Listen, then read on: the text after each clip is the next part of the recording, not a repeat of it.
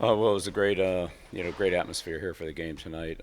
Fans were had tremendous energy the whole walk, and we played competitively, but then just couldn't sustain it. So obviously, we have a lot of work to do.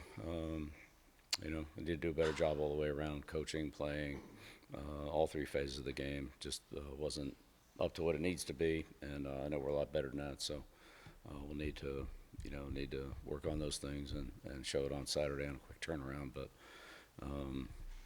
give TCU credit; they came in and did a good job, and they were clearly the better team tonight. They deserved to win, and they did it decisively. Right here. Coach Andrew Jones, Tar Heel 24/7. When things started to go bad quickly after you guys went up 7-0, what was the sense of? Was there a sense of helplessness that you couldn't stop it? And what was maybe the key sequence that you thought got your team sort of off rails? Yeah, multiple things. Anytime you give up 2 turnovers to touchdowns offensively, that's not good.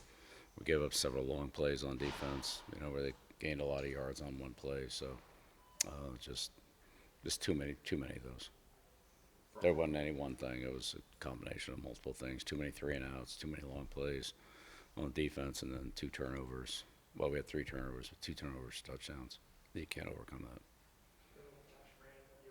Given the short week now, how much teaching can you do from this video ahead of Saturday?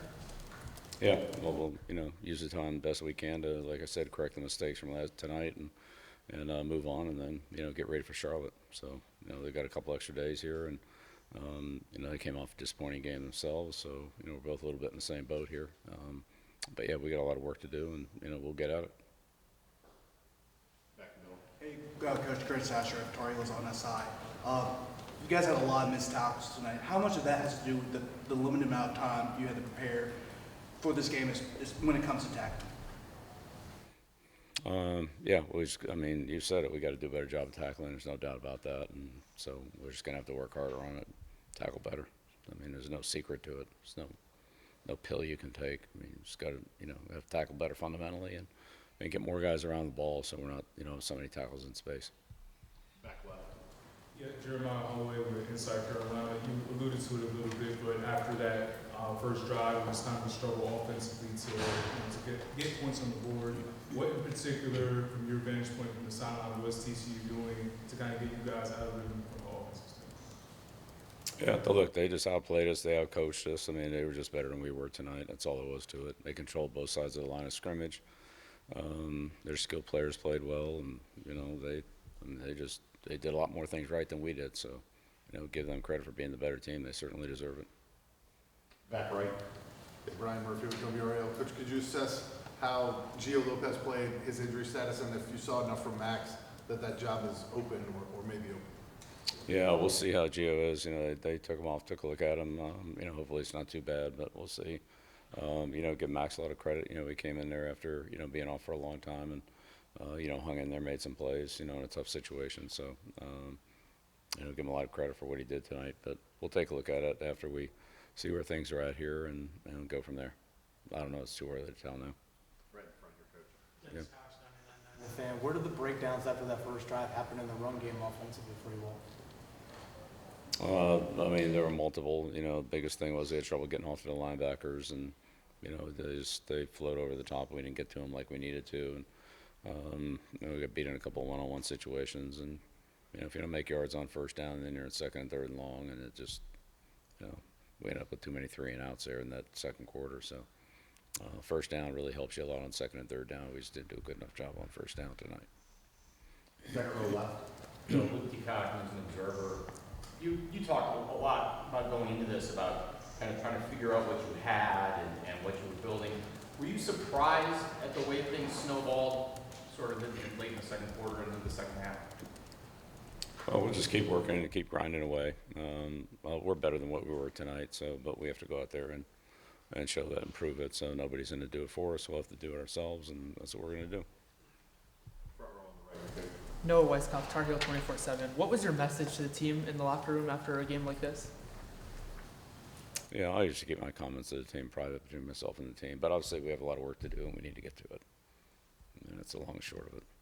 On the right here. Yeah, Aaron Beard to the AP. We saw you on the field before the game.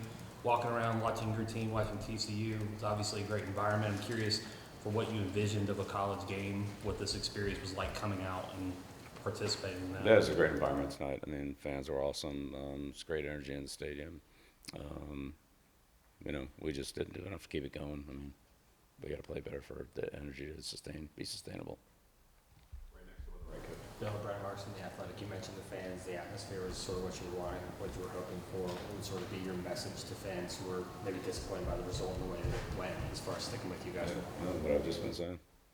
We're going back to work, and you know we're going to get better. On the left. Aiden Johnson, Tar Heels Wire. Bill, so alluding to the earlier question, short week preparing for Charlotte, you know, what are some of the top things or the top thing you want to see from you guys in practice this week to prepare for, you know, another opponent in such a quick time frame? Yeah, again, the biggest thing is we have to correct some of the mistakes we made tonight. I mean, we just can't perform well doing some of the things that we did. We got to be better than that. And then obviously we got to deal with Charlotte and the problems they present. But we had too many self-inflicted wounds that we have to eliminate before we can, you know, even worry about addressing our opponents. So we'll start with that and then move to Charlotte. Second row on the left. Shelby Swanson, Berlin News and Observer. Coach, obviously some injuries with the offensive line. To what extent do you feel like that was an issue for you all tonight? Well, I mean, every injury is an opportunity. So, you know, if somebody's out, then somebody else is in. They have an opportunity. And so we'll work with those players and work for them to get better. I think we have enough players. We just have to perform better as a unit, you know, coach better, play better, work better on our fundamentals. There's no shortcut to it. We just got to work harder and do a better job. That's all there is to it. Last one right here in the front row. Clarity's sake on the quarterbacks, if Gio's available Saturday, is he going to start for you guys? Well, let's see where he's at. You know, I don't know. It's a short week. We'll see. I don't know what his availability is right now, so I don't want to speculate on that. Thanks, guys. All right, great. Thank you.